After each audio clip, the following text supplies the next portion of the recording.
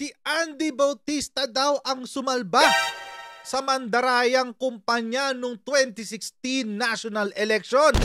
Yun ang naganap, mga kutsero. Yun ang balita kanina. Medyo nakakagulat to kasi this is a revelation. Pero pag-usapan natin to maya-mayang konti lang. Pero bago natin gawin yan, as usual, tayo muna ay magbibigay bugay sa mga kaibigan natin sa Sendwave! So mga kutsero, kung kayo po ay nasa US, UK, Canada, Italy, France, Spain, Ireland, and Belgium at gusto nyo po magpadala sa Pilipinas nang wala pong remittance fees, gamitin nyo na po si Sendwave. Ang gagawin nyo lang ay download ng Sendwave app. Gawa kayo ng account, lagay nyo ba ang account details sa loob at pwede na kayo magpadala sa GCash, cash pickup sa mga pawn shops at iba't ibang mga bangko rin sa Pilipinas.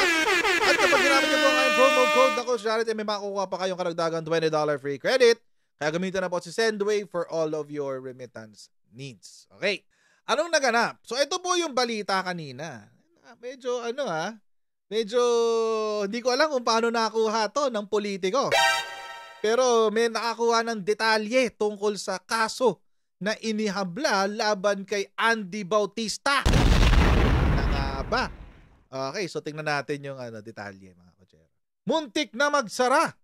Election tech firm accused of bribing Andy Bautista, desperate to win $199 million COMELEC deal.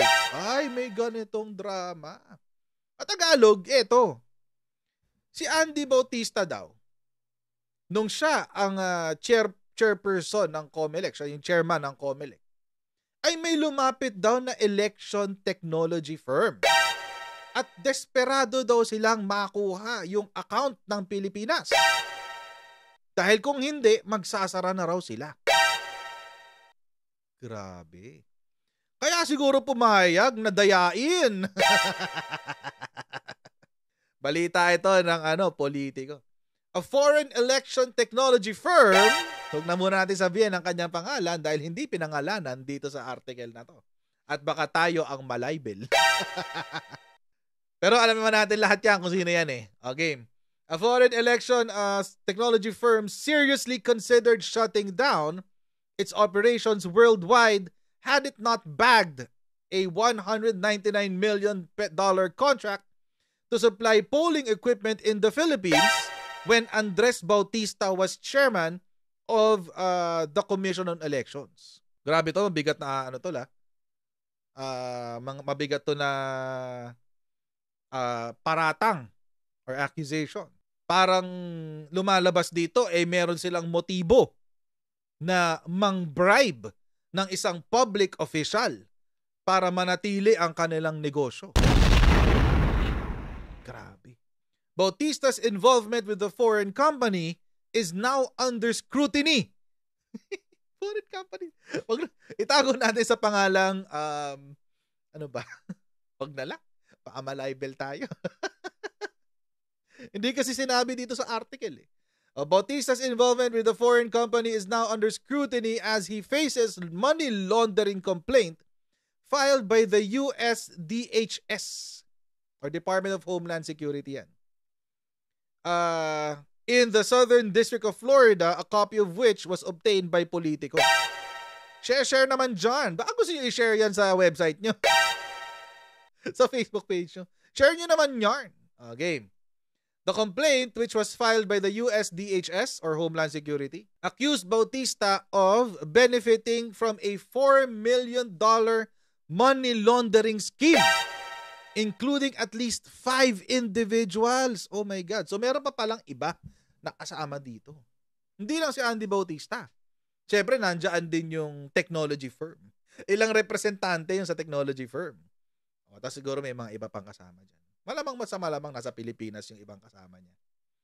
Who were allegedly linked to the company which bagged the contract to supply election equipment for the 2016 Philippine polls. Ito yung national elections. Yung sinasabi nila na nanalo daw si Lenny fair and square. Yung nanalo daw siya ng fair and square. Yung 3 beses daw nag-decide ang Supreme Court na wala raw dayaan. Tapos, 6 or 7 years later, biglang lumabas yung ebidensya ng dayaan. Diyos ka. Game. Investigation by the DHS showed that plans for the alleged money laundering was already underway in 2014 when a company headquartered in the United States executed a $2 million contract to design election equipment for the 2016 Philippine election. Uy! 2014 pa. Kailan ba pumasok si Andy Bautista sa COMELEC? Wait, let's see. Alam ko around 2014, 2015 siya eh. Saka siya nilagay na commissioner ni Panot Aquino. Andres D. Bautista was appointed chairman of the COMELEC by President Benigno S. Aquino III on April 28, 2015. Yan. Tapos he was previously the chairman of PCGG, replacing Camilo Sabio in 2010. In 2012, he was nominated as a Chief Justice of the Supreme Court of the Philippines. Buti na lang hindi naging Chief Justice to si Andres Bautista, no? My goodness. Pero 2014 pa lang, pinag-uusapan na nila yan. Kasi alam nyo, mga kotsero, hindi naman yan basta-basta na lang maa-appoint eh. Ibig sabihin, 2014 pa lang, may usapan na sila. Baka nga itong pag-a-appoint sa kanya related dito sa money laundering na kaso na to. Hindi ko sinasabing may connection siya. Pero mukhang ganon. Basahin pa natin. Okay. Around that time, the COMELEC under Bautista announced the bidding for a contract worth $53.8 million. Regarding the importance of the Philippine contracts to companies 1 and 2, hindi siya kaya 5 yung respondent. 2 kumpanya, tapos 2 co-conspirator. Tapos si Andy Bautista. Ayun. Regarding the importance of the Philippine contracts to companies 1 and 2, co-conspirator 2, told a former president, hindi. My goodness. Ito. Juicy to, mga kotsero. This is juicy.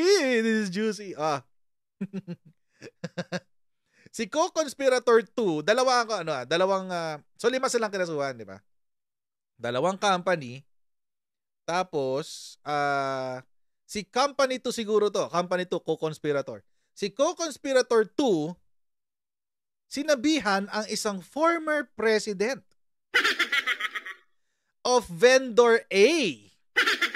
Etong si technology firm. That co-conspirator 2's bosses, which included co-conspirator 1, were seriously considering enclosing the company worldwide next year if we cannot apply, compete, and win the Philippines bid. Oh my God! Pasabog to, guys! Sa level ng presidente, mga kotsero.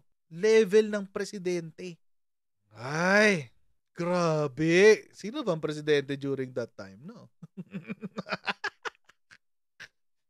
Sino kayang presidente during that time? Wait! Sino bang presidente during that time? Hindi ko sinasabing siya. Pero sino to? Yun lang. Sino to? Blind item. Sino kaya tong presidente na to, no? Grabe. The DHS or Department of Homeland Security believes a slush fund, which the Cambridge Dictionary defines as an amount of money that is kept for dishonest or illegal activities in politics or business, was created around this time, in particular because one of the companies involved in the alleged bribery and money laundering scheme paid a vendor of election machines $2 million pursuant to the contract. A large amount of funds, however, was unused by the vendor but not returned to the company which made the payment. Dineposit nung vendor ni technology firm yung $2 million. Pero hindi na ibalik kay technology firm. Hindi natin sasabihin kung sinong technology firm yan. Kasi hindi nila sinabi dito. Okay. It said the excess funds were instead transferred to shell companies. Ay, dinala sa Cayman Island. Wait lang. May account ba si Andres Bautista sa Caymans? Indicating that the original contract was over-invoiced to create a slush fund. Ayun. So nagkaroon ng pagmamanipula ng resibo. Ayun. Mas malaki daw yung invoice ng $2 million. Okay. Instead of returning the money to Company 2 and or its subsidiary, Co-Conspirator 2 directed Vendor A to transfer large amounts of US dollars from Shell Company X and Shell Company Y through foreign and US bank accounts to various Swiss bank accounts of Shell companies owned by Co-Conspirator 1 based on fictitious contracts. Eto na. So medyo may nabubuo ng kwento. Ganito, simplehan natin yung kwento para mas madali. Si Co-Conspirator 1, ito yung mga actors ha. Si Co-Conspirator 1, si Co-Conspirator 2, si Company 1, si Company 2, tsaka si Vendor. 5. Okay. So, anong nangyari? Si Company 2, nakipag-usap sa presidente ng Pilipinas. Sabi niya, merong isang kumpanya na nangangailangan ng pera kasi malulugi na sila at magsasara na sila. Ganon, sinabi doon kay presidente. Ngayon, itong si presidente, siguro pumayag kasi natuloy Natuloy yung transaction. So, pumayag. So, habang nagaganap itong lahat na ito, si kumpanya, ang ginawa niya, nagtabi siya ng slush fund. Yung slush fund, mga kotsero, tulad ng sinabi kanina, ito ay pondo na itinatabi pang-bribe. Pang-bribery talaga to. Slush fund. Nagtabi ng $2 million pang slush fund. Ngayon, saan napunta itong $2 million na to? Nag-over-invoice. Ibig sabihin, nagdagdag ng 2 milyon doon sa resibo or sa invoice. Yan. Yung 2 milyon na yan, hindi na, yung sobra, kasi sukli dapat sukli, ibabalik mo yan doon sa kumpanya na nagbigay. Hindi raw bumalik sa kumpanya. Instead, saan napunta? Sa iba't ibang fake companies ni Co-Conspirator 1. Nilagay niya sa Swiss bank accounts, nilagay sa Caymans. Tingnan nga natin. Tingnan natin kung merong Swiss bank accounts si Andres Bautista. Kunin natin kay Krappler. Siyempre, kakampi nila to Tingnan natin kung anong sasabihin ni Krappler. bank accounts. 35 separate accounts sa Luzon Development Bank, RCBC. Ito, foreign bank account. Yan. Sana yun? Foreign account with HSBC. Okay? May foreign account siya sa HSBC. Tapos, properties, foreign investments. Ayun Virgin Islands. British Virgin Islands. Ayun. Ito yung shell companies nyo. Mga fake companies. Ayan. Diyan. Tapos, syempre, yung mga fake companies na yan, pwede mong lagyan ng pera yan. Kunyari, investment. Pero sa totoong buhay, tax break. Or taguan ng pera. Ayan. Kung meron kang illegal na pera, pwede mo itago dyan. Okay. So, yan.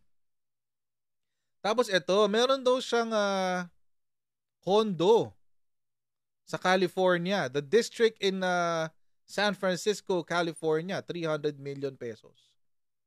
Which apparently, mga kotsero, US government traces Kin's purchase of 72 million pesos California condo to Andy Bautista's 11 billion peso deal.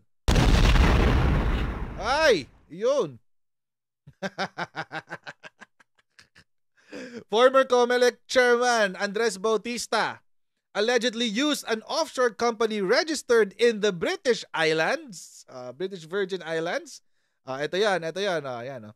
Si Bauman Enterprises Limited. It all connects. To receive and transfer the kickback he allegedly received from the company which bagged the $199 million contract in the Philippines o 2016 Philippine elections. Ayan. Involved sa money laundering. Ayan.